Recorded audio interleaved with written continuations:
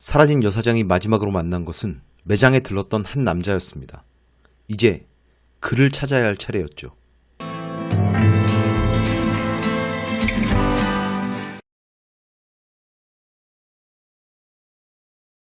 (1957년 11월 16일) 토요일, 이제 막 사슴사냥 시즌이 시작된 미국 위스콘신주의 와우샤라 카운티 플레인필드라는 곳에 위치한 이 하드웨어 스토어는 26년 전 남편이 사망한 이후 혼자서 가게를 꾸려오던 58세의 여주인 버니스 워든이 운영하던 곳이었습니다. 그녀가 사라진 것을 발견하고 보안관에게 신고한 것은 그녀의 아들 프랭크였는데요. 그는 매장에 들어오자마자 혈흔을 보았고, 원래는 진열대에 들어있던 22구경 소총 한 자루가 카운터에 놓여있는 것을 확인했습니다. 심상치 않은 상황인데다 매장에 있어야 할 어머니 또한 보이지 않았죠. 프랭크의 신고를 받은 와우샤라 카운티의 보안관 아트 쉴리는 플레인필드 남서쪽 근교에 살고 있는 한 남자에게 찾아갑니다. 이제 막 50대에 접어든 그 남자는 4년 전 이블린 하틀리라는 14살 소녀가 신종되었을 때 유력한 용의자였던 사람이었는데요. 사실 보안관 아트는 그 남자를 별로 만나고 싶진 않았습니다. 왜냐하면 4년 전의 실종 사건 때 횡설수설하며 범행을 부인하던 그 남자에게 화가 치밀어 아트는 그를 때렸고, 그 폭행으로 인하여 거짓 자백을 했다는 이유로 그를 잡아넣기는커녕 오히려 한동안 엄청난 곤욕을 치러야 했기 때문이죠. 마음이 내키지 않았음에도 그러나 그를 찾아갈 수밖에 없는 이유가 있었습니다. 그 남자가 가지고 있는 1949년형 포드 젓갈색 세단이 바로 버니스 워든이 사라진 하드웨어 스토어 앞에 세워져 있었다는 걸 본 사람이 여럿 있었기 때문입니다. 남자의 이름은 에드워드 게인, 모두들 그를 에디라고 불렀죠. 아트 쉴리는 마지못해 에디의 집으로 향했습니다. 하지만 에디도 그의 젓갈색 차도 없었기에 보안관 아트는 발길을 돌렸습니다. 그는 보안관 사무실에 들렀다가 버니스 워든의 행방을 좀 더 확인했습니다. 어쩐지 큰 사건이 될 것 같아서 인근 카운티에 다른 보안관들에게도 협조를 요청한 아트는 그린레이크 카운티의 보안관 로이드와 함께 다시 에디의 집으로 향했습니다. 이번에도 에디는 없었죠. 하지만 아트는 뭔가 이상한 느낌에 집 뒤쪽으로 돌아갔습니다. 그곳에는 여름이 되면 에디가 간이 주방으로 쓰곤 하는 헛간이 있었는데, 아트는 그곳을 통해 집안을 엿볼 생각도 했습니다. 그리고 그곳에서 아트는 도저히 믿을 수 없는 광경을 보게 됩니다. 맙소사! 그 소리에 깜짝 놀란 로이드는 총을 쥐고 달려갔습니다. 두 사람의 눈앞에 펼쳐진 것은 헛간에 거꾸로 매달려 있는 한 여자의 사체였습니다. 발목을 잘라 나무로 꿰어 매달아 놓은 시신의 머리는 잘려나간 채였죠. 장기로 추정되는 핏덩이들이 양동이에 담겨있는 모습을 본 보안관 아트 쉴리는 저도 모르게 밖으로 나가 토했습니다. 하지만 그들이 감당해야 할 광경은 이뿐이 아니었습니다. 이 심상치 않은 사건을 담당하게 된 여러 카운티의 보안관들이 곧 에디의 가택 수색에 동원되었습니다. 집안은 몹시 지저분하고 어수선했지만 범죄의 흔적을 찾는 것은 그리 어렵지 않았습니다. 아니, 오히려 너무 많아서 문제였죠. 그들은 비닐봉지에 담긴 사람 머리 5개, 백골이 된 두개골 4개, 사람 머리에서 얼굴과 머리카락을 떼어내서 만든 마스크 10개를 발견했습니다. 그뿐 아니라 사람의 가죽으로 만든 의자와 전등갓, 수프 그릇, 휴지통, 따로 떼어낸 코 4개와 입술 2개, 여성의 젖꼭지 부분을 모아서 만든 벨트, 그리고 여성의 성기들만 따로 모아놓은 것도 발견했습니다. 심지어 스토브 위에는 사람의 심장이 담긴 냄비도 있었습니다. 수사관들은 경악을 금치 못했습니다. 위스콘신의 작은 마을에서 엄청난 연쇄살인범을 만났다고 생각했죠. 그들은 에드워드 게인을 서둘러 찾아내기 위해서 애썼고, 마침내 집으로 돌아오던 에디를 체포했습니다. 그런데 에디는 좀처럼 믿기 어려운 얘기를 늘어놓았습니다. 버니스 워든의 가게에 들어가서 총을 쏴서 그녀를 죽인 것은 맞다. 또한 3년 전인 1954년 12월 8일에 선술집 여주인인 메리 호건도 총으로 쏴서 죽였다. 그렇지만 나머지 시신들은 내가 해친 것이 아니다. 그것들은 플레인필드 인근의 세 군데 공동묘지에서 파내어 훔쳐온 것들이다. 에디는 이렇게 말했고, 아트슐리는 다시 문제가 될지 모른다고 생각하면서도 도저히 참을 수 없어서 에디를 구타했습니다. 그는 그 얘기를 믿을 수가 없었으니까. 진실의 방으로. 어쨌든 에디의 그런 주장을 무시할 수 없었던 수사당국은 11월 25일에 그가 지목한 공동묘지의 장소들 중 2개의 관을 파보기로 했습니다. 엘리노어 애덤스와 메이블 이버슨이라는 두 중년 여자의 것이었죠.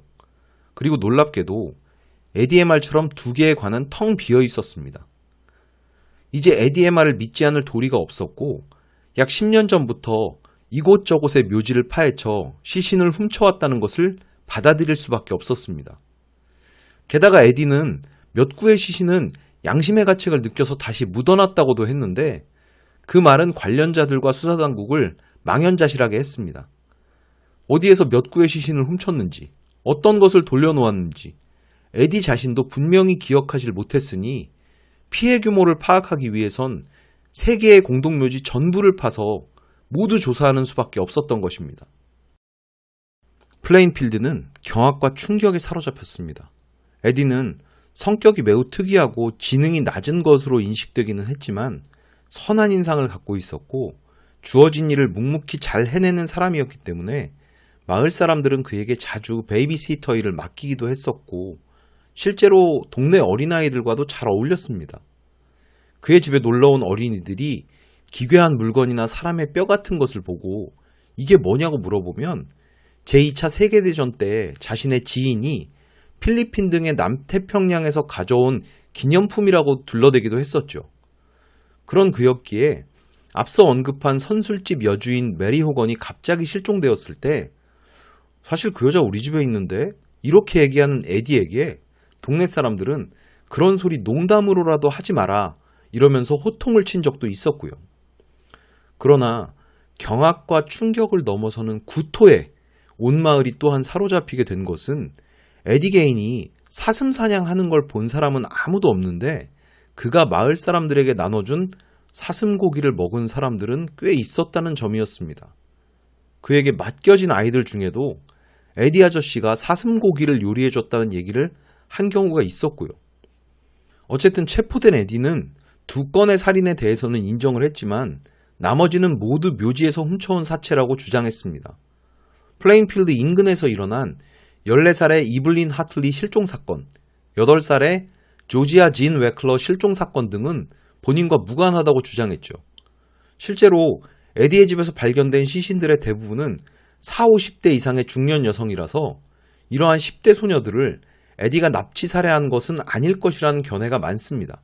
하지만 그가 집에 모아놓은 여성 성기의 외음부 중 최소 2개 이상은 10대 소녀들의 것으로 밝혀졌고 당국은 묘지에서의 도굴 여부가 확인되지 않은 이상 에디가 이들을 살해한 것으로 볼 수밖에 없다는 결론을 내렸습니다.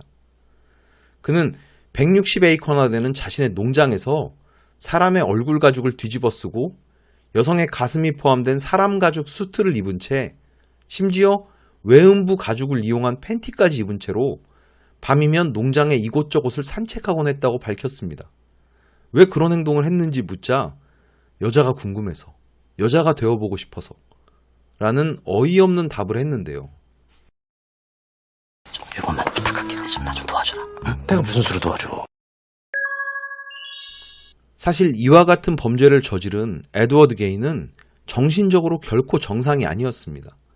심각한 알코올 중독자 아버지와 열성적인 광신도 어머니 사이에서 태어나고 자란 그는 영화 텍사스 전기톱 학살의 주인공 레더페이스처럼 선천적으로 약간 모자란 지능을 갖고 태어난, 그러나 기본적으로는 순종적이고 가족애가 엄청난 사람이었는데다 또한 영화 사이코의 주인공 노먼 베이츠처럼 바로 그의 어머니의 가르침과 그녀의 죽음으로 인해 의심의 여지 없이 미쳐버린 사람이었던 것입니다.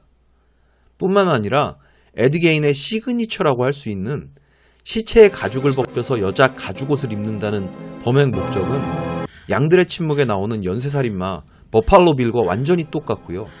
버팔로 빌이 희생자를 죽이기 전에 반드시 자신의 어머니가 미인 대회에 출전했던 영상을 보는 것, 그리고 사이코의 노먼 베이츠가 자기 자신인 동시에 또한 자신의 어머니이기도 했던 것 모두가 실제 에디 게인이 어머니에 대하여 갖고 있던 복잡한 감정, 즉 일종의 오이디푸스 컴플렉스와 함께 억압에 대한 반발이 동시에 투영된 모습이었습니다.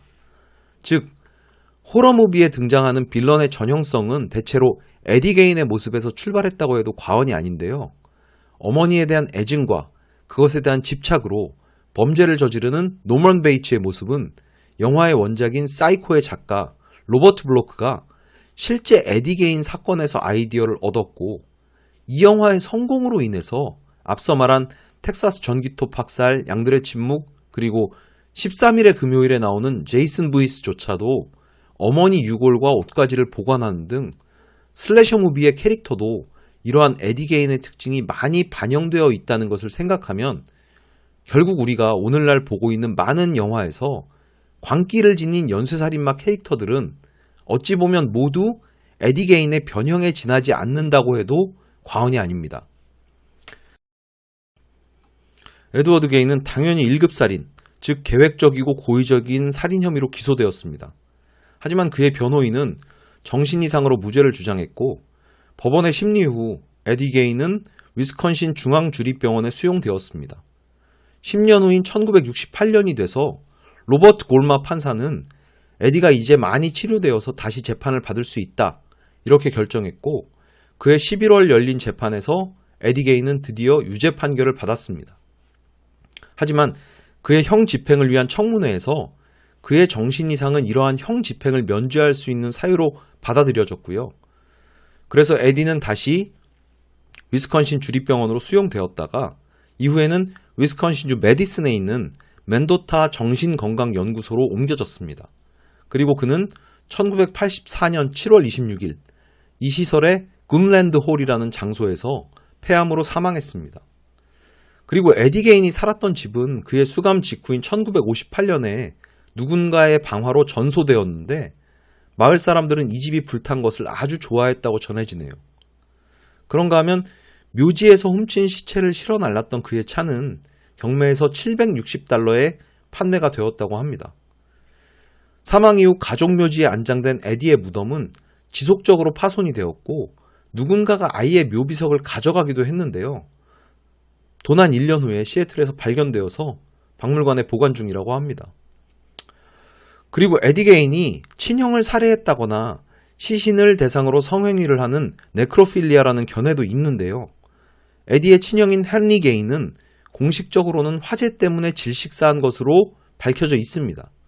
발견된 시신의 머리에 커다란 상처가 있었다거나 에디가 형을 죽이려고 방화를 했다는 것은 다만 확인되지 않은 소문이고, 형의 시신의 머리에 멍이 든 상태였다는 것은 사실입니다만 당시 수사당국은 에디의 혐의를 배제했습니다. 그리고 네크로필리아, 시간 혐의에 대해서는 에디 게인 스스로 시체가 썩을 때 너무 냄새가 나서 그런 짓을 할 수가 없었다, 이렇게 말을 했고, 실제로 그의 범행이 지닌 뚜렷한 목적성에 비추어 볼 때 이러한 에디의 증언이 미국에서는 비교적 신빙성 있게 받아들여지고 있습니다. 다만 한 가지 풀리지 않는 미스터리는 바로 그의 집에서 발견된 여성의 음부 가죽들 중에 10대의 것으로 추정되는 그 2개의 정체입니다. 과연 이것은 실종된 이블린 하틀리와 조지아 진 웨클러가 맞을까요? 사실은 알 수가 없습니다. 다만 1982년 발행된 로버트 골마 판사의 책에서 만약 그 아이들이 아니라고 해도 에디는 분명히 다른 가출한 아이들을 납치 살해한 것이다, 이렇게 쓰여 있습니다. 상상하기도 싫은 미친 도살자 에드워드 게인에 대한 오늘의 사건 파일은 여기까지입니다. 재미있게 보셨길 바라지만 이 사건의 디테일에 대해서는 부디 떠올리게 되시는 일이 없기를 또한 바라고요. 여러분의 일상에는 이런 어두운 사건 대신 늘 밝고 좋은 일만 가득하시기를 바랍니다. 감사합니다.